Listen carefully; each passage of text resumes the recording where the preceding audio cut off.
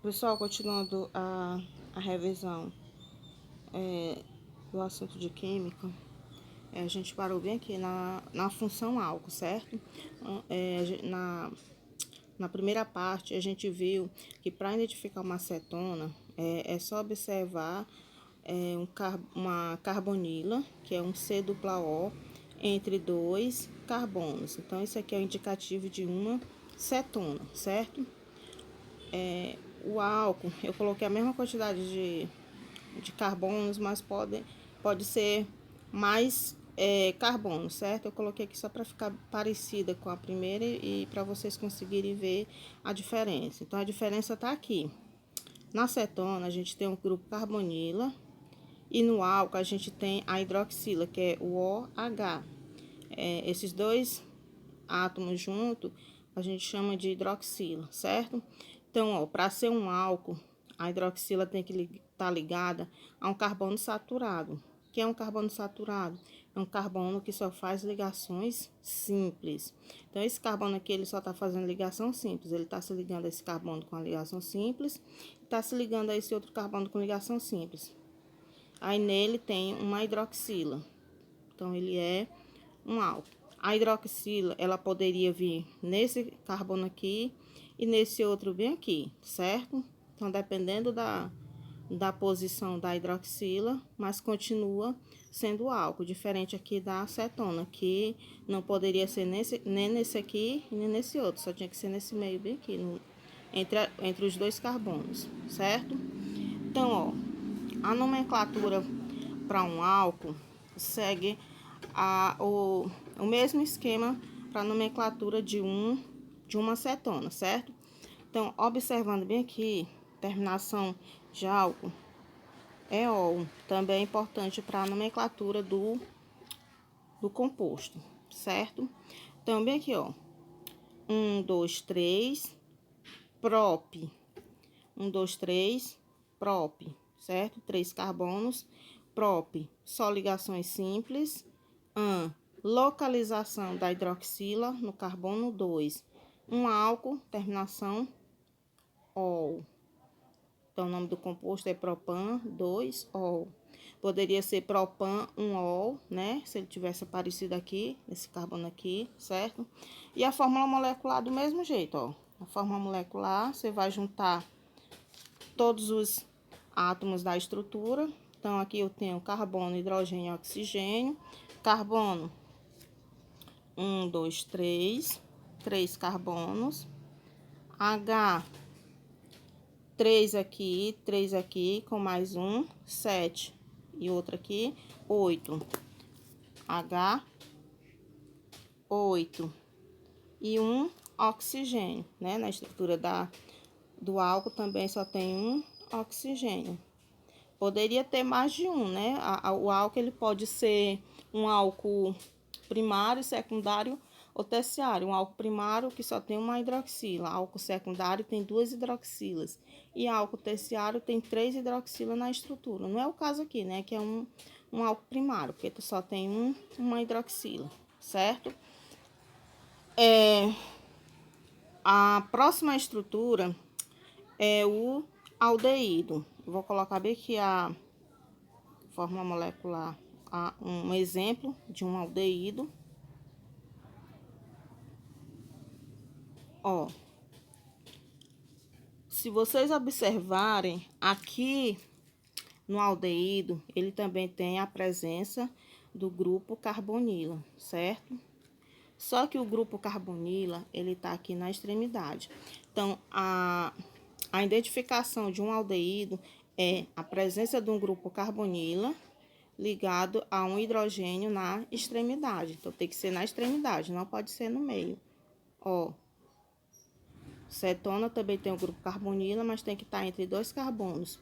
O aldeído tem um grupo carbonila, mas ele tem que estar ou no primeiro carbono ou no último. Nessa extremidade ou nessa outra aqui, certo? Ó, para nomenclatura, a gente vai pegar essa primeira parte aqui, ó, al. Então, ó, são quantos carbonos? 1, 2. 2 carbonos, et. Então, et. Esse carbono aqui tá fazendo ligação simples. Então, infixo an. Terminação al. O nome do composto, etanal. Não precisa colocar onde está o grupo carbonila, porque ele vai estar sempre no carbono 1. Mesmo que ele tivesse aqui desse lado, a gente começa a numerar sempre pelo grupo funcional. Então, ele começou desse lado aqui, o carbono, o primeiro carbono é esse aqui. Se tivesse começado aqui, o primeiro carbono seria aqui. Então, ele sempre vai estar no carbono 1. Então, por isso que não há a necessidade de colocar a localização do grupo funcional, diferente desse aqui, né? Porque poderia ter mais um carbono aqui, nesse aqui, e mais outro para cá. Aí, no caso aqui, seria o carbono 1, 2, 3. Aí, seria propan 3 ona, certo? Se ele aqui tivesse mais um carbono aqui, então aqui, ó, começaria a numerar aqui, ó, 1, 2, e aqui seria o carbono 3. Mas como não tem esse aqui, aí, ó, 1, 2, então tá no carbono 2.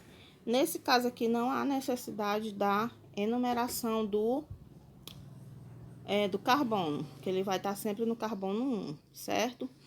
E a fórmula molecular, mesma coisa, ó. C2H4, né? 3 aqui com mais um 4. E O, C2H4O.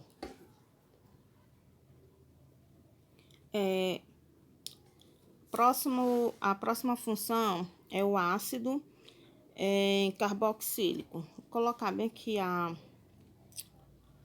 um exemplo de um ácido carboxílico. H3C, C dupla O, H. Ó, para reconhecer um ácido carboxílico, ele vai ter na estrutura dele o grupo carbonila ligado a uma hidroxila, certo? Então, o ácido carboxílico, ele é fácil de identificar. Ele vai ter os dois, né? O grupo carbonila e a hidroxila, certo? Para a nomenclatura de um ácido carboxílico, na hora que eu for nomear o composto, eu vou escrever primeiro o nome ácido, toda vez vou escrever ácido. Aí, ó, pego esse O aqui e essa terminação bem aqui, ico. Aí fica oico, certo? Então, vai ficar assim. Para dar nome a esse composto, ele vai se chamar ácido, certo? Então, todo ácido a gente começa a nomear com ácido, certo? 2 carbonos, et, só ligação simples entre carbonos, an. Aí, eu vou vir pra cá, eu pego o O e o final aqui, ó. Primeiro pego o O, depois pego o final aqui, ico. Só acentua para ter a concordância aqui gramatical, certo? Então, vai ficar ácido etanóico. Então, para dar nome a um ácido carboxílico, primeiro você vai escrever o nome ácido, vai pegar a terminação aqui do O, de ácido, e a finalização de carboxílico, que é ico. Aí vai ficar oico, ácido etanóico. Se fosse 4 carbonos, aí seria ácido butanóico, ácido pentanóico, certo? Então, vai depender da quantidade de carbonos. Se fosse só um carbono, aí seria ácido metanóico, certo?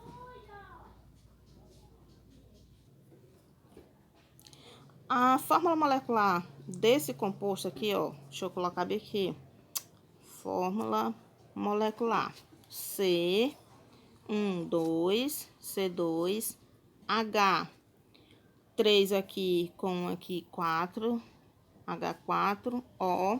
Nesse caso aqui, ó, tem um oxigênio aqui e outro oxigênio aqui, então, O2. Nesse caso aqui, eu coloco o número 2, né? Quando é 1, não precisa, certo?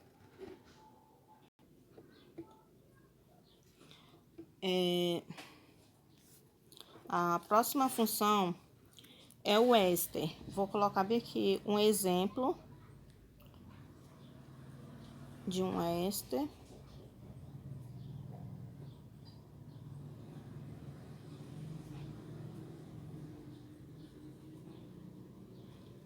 Certo?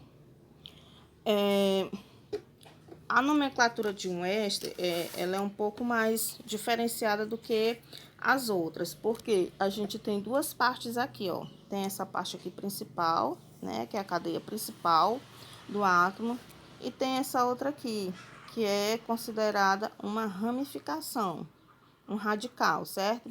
Então, a gente vai começar a nomenclatura por essa parte bem aqui, com a terminação oato, e a ramificação com a terminação ila, certo? Então, a cadeia principal a gente faz a terminação com o ato, e a ramificação com a terminação ila. Ó, cadeia principal, dois carbonos a gente sabe que é et, só ligação simples an, e a terminação o ato. Então, fica etanoato, a gente vai usar di, né, um termo de ligação. Aí, aqui, ó, a ramificação só tem um carbono, então, um carbono é met. E a terminação ila, metila. Se fosse dois carbonos, etila. 3 carbonos, butila. Então, vai depender da quantidade de carbono, né? A terminação vai ser sempre a mesma, ila. O que vai mudar é a quantidade de carbono aqui nessa ramificação. E aqui também é a mesma coisa. Por exemplo, se fosse 3 carbonos, aí seria propanoato. Se fosse 4 carbono, butanoato. Se fosse 5 carbono, pentanoato. A terminação sempre vai ser oato, né?